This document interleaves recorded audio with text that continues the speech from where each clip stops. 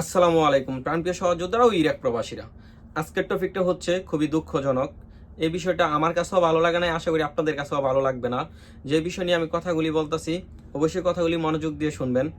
বিষয়টা হচ্ছে ইরাকের জনগণ তারা চাচ্ছে না এদেশে আজনবী থাকুক। যেরকম আপনার বাংলাদেশি, পাকিস্তানি, ইন্ডিয়ান, সুরিয়ান, মিশর, মানে যেই দেশের নাগরিকরা এই দেশে বসবাস করতেছে বিভিন্ন ধরনের কাজের মধ্যে তারা জড়িত আছে, তারা চাচ্ছে না এই দেশে তারা কাজ করুক। কিসের জন্য চাচ্ছে না? তারা এই জন্যই চাচ্ছে না যে তারা নাকি কাজ পাচ্ছে না, আজনবীদের জন্য তারা কাজ পাচ্ছে না। যেরকম আমরা এই দেশে কাজ করতেছি, বসবাস করতেছি, আমাদের জন্য ইরাকের দেশের ইরাকিরা কাজ পাচ্ছে না আর কি, তাদেরকে কেউ কাজে নিচ্ছে না আর কি। এই দেশের মানুষটাই এই দেশের নাগরিকদেরকে কাজে নিচ্ছে না। এখন আপনারাই বলেন কেন কাজে নিচ্ছেন না তাদেরকে? আপনারা কমেন্ট করে অবশ্যই জানাবেন কেন তাদেরকে কাজে নিচ্ছে না। দেখেন, আমরা কিন্তু বাধ্যতামূলক তাদের এখানে কাজ করতে আইছি, আমাদের কাজ করতেই হবে। আমরা যদি কাজ করি তাহলে আমরা বেতন পাবো, বাড়িতে টাকা পাঠাবো। আর যদি কাজ না করি তাহলে আমাদেরকে বেতন দিবে না, থাকার জায়গা দিবে না, খাবার দিবে না। সো আমাদেরকে কাজ করতেই হবে।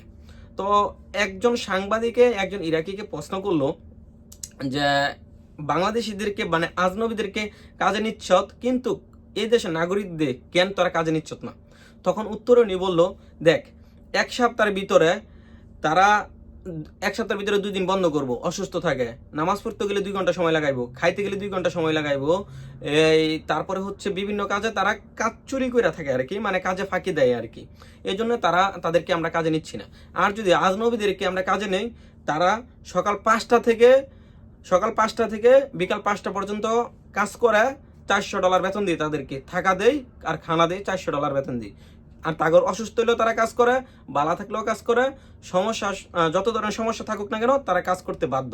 এই জন্য আমরা আজনবী দিয়া কাজ করাই। তো আবার অনেকগুলি সাংবাদিক বিভিন্নভাবে বিভিন্ন রকমের প্রচার করতেছে নিউজগুলি। তবে আশা করি এই বিষয় নিয়ে আপনাদের মতামত জানাবেন কমেন্ট করে। আরেকটা বিষয় হচ্ছে যে এই যে আপনার পাকিস্তানের যে জনগণগুলি সাংবাদিকদেরকে বলতেছে এরকম এরকম সমস্যা, তাদের জন্য আমরা কাজ পাচ্ছি না, তাদেরকে দেশে পাঠিয়ে দেওয়া হোক, বিভিন্ন ধরনের সমস্যাগুলি বলতেছে। তবে টিকটকের মাধ্যমে কিছু বাংলাদেশি ভাই এগুলি আবার তুলে ধরতেছে। ভাই, আপনাদের কাছে একটি অনুরোধ থাকবে, এইগুলি যদি আপনারা তুলে ধরেন তাহলে সমস্যাটা কার হচ্ছে? সমস্যা আমার হচ্ছে, আপনার হচ্ছে, আরেকজনের হচ্ছে, আমাদের বাংলাদেশিদের হচ্ছে, আজনবীদের হচ্ছে।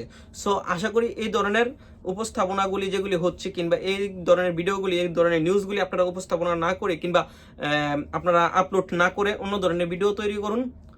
ভালো থাকুন, সুস্থ থাকুন, নিরাপদে থাকুন। আল্লাহ হাফেজ।